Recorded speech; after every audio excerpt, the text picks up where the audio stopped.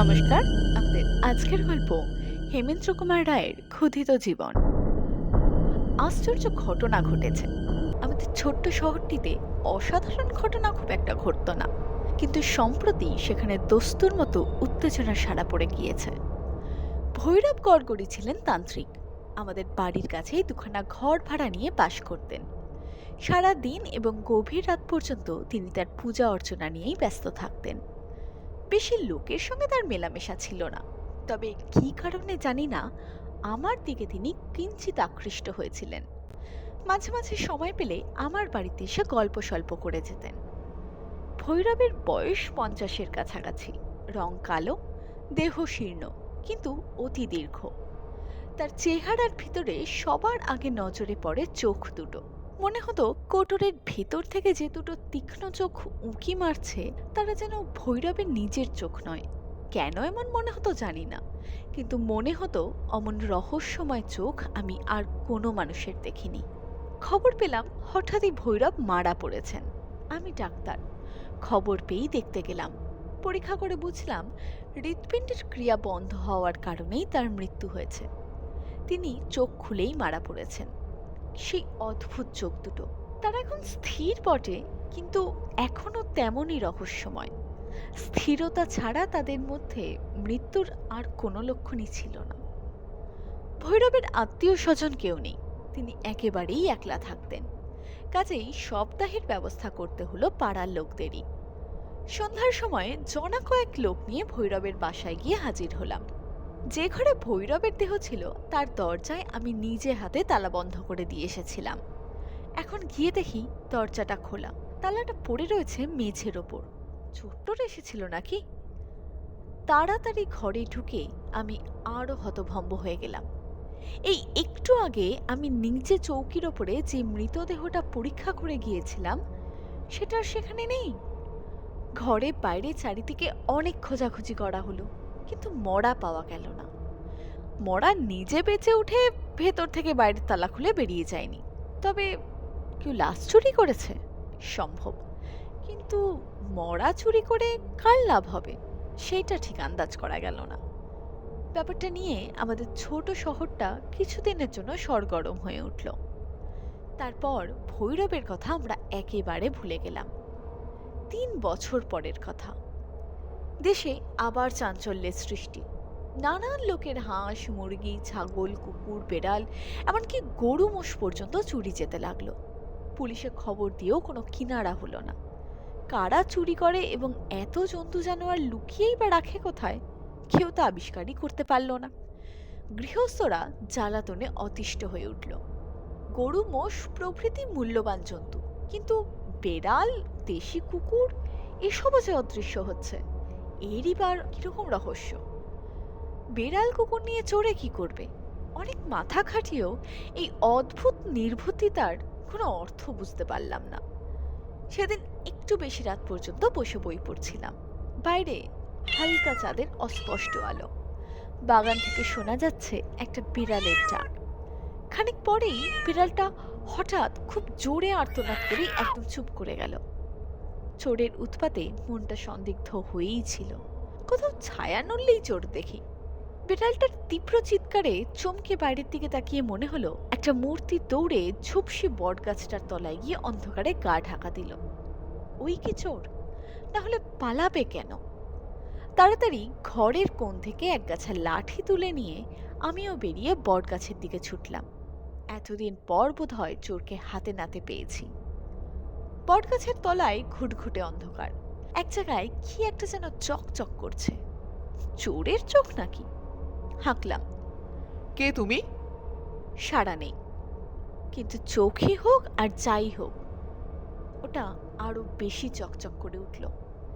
লাঠি গাছা বাগিয়ে সাবধানে সামনে এগোতে লাগলাম। ঠিক তখনই শুনলাম হিংস্র বন্য জন্তুর মতন কণ্ঠে কার একটা ক্রুদ্ধ গর্জন। কে বলে উঠল, আমি চেনে দেখছি। আবার জিজ্ঞাসা করলাম, কে তুমি?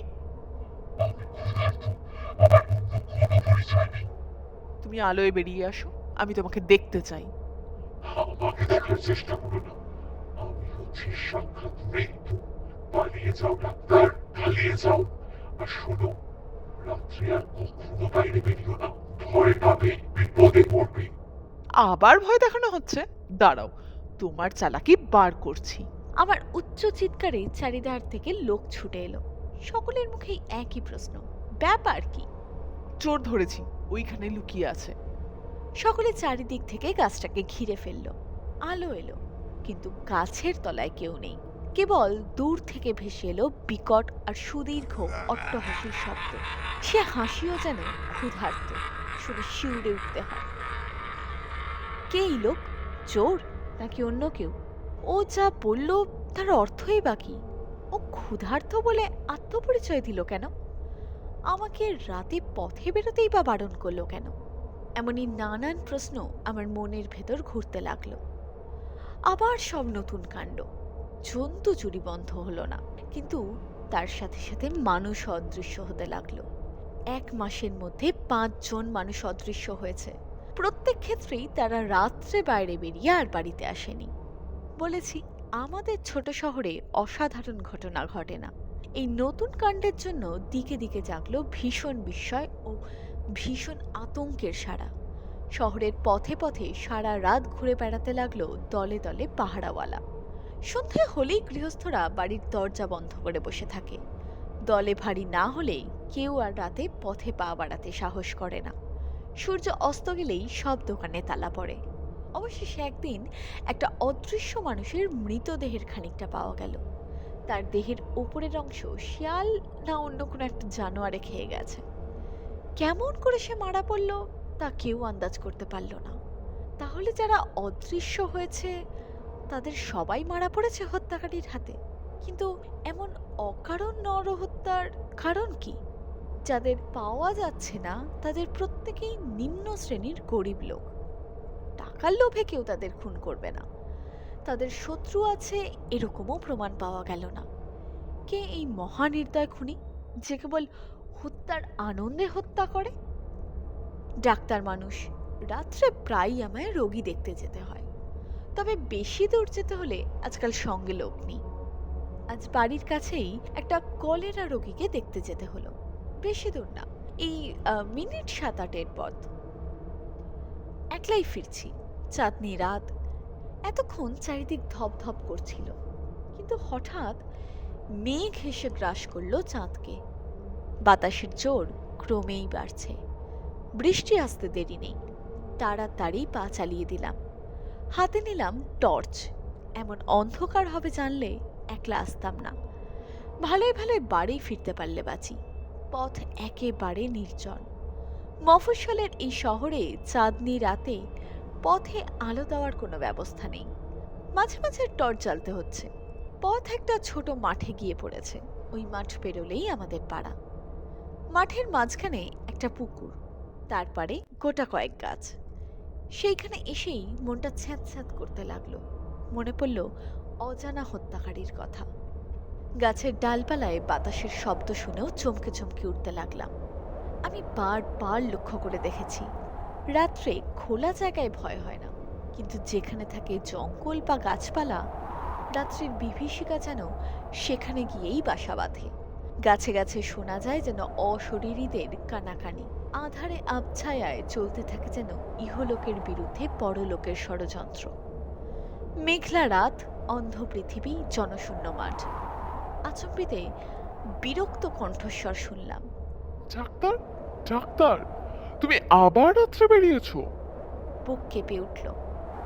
মুখে বললাম, কে কে? ক্ষুধার্ত, ক্ষুধার্ত। আমার আমার দারুণ ক্ষুধা। আমার মাংস চাই, হাড় চাই, রক্ত চাই। দিতে পারবে তুমি? পারবে না, পারবে না। ভয়ানক হাসি, ভয়ানক কণ্ঠস্বর। কে? পাগল? এই কি মানুষ খুন করে? যেন বোবা হয়ে গেলাম। ভয় নেই ডাক্তার, আমি তোমার শত্রু না। তাই তো বারবার তোমাকে সাবধান করে দিচ্ছি, রাত্রে কখনো বেরিও না। কি জানি, আমার যদি ক্ষুধা জাগে, আমার যে বিশ্বগ্রাসী ক্ষুধা। শিগগির পালাও ডাক্তার, শিগগির পালাও। আতঙ্কের মধ্যেও মনে জাগলো ভীষণ কৌতূহল। ধা করে টিপে দিলুম টর্চ। হা ভগবান, এ কি বিভীষিকার মূর্তি! গাছতলায় হাঁটু কেটে বসে আছে এ যে সেই তান্ত্রিক ভৈরব গড়গড়ি। ৩ বছর আগে আমাদেরই সামনে যে মারা পড়েছে এবং যার মরা আর খুঁজে পাওয়া যায়নি। ভৈরবের মুখময় রক্ত এবং তার সামনেই মাটির ওপর পড়ে রয়েছে রক্তাক্ত মৃতদেহ। প্রচণ্ড গর্জন করে ভৈরব এক লাফ মেরে টর্চের আলোক রেখার বাইরে গিয়ে পড়ল। সঙ্গে সঙ্গে শুনলাম দ্রুত পদশব্দ। আমিও ঝড়ের বেগে ছুটলাম মাঠের ওপর দিয়ে বাড়ির দিকে। এই ছিল আমাদের আজকের গল্প। যদি আজকের গল্পটি আপনাদের ভালো লাগে তাহলে অবশ্যই ভিডিওটাকে লাইক করুন এবং চ্যানেলটাকে সাবস্ক্রাইব করুন।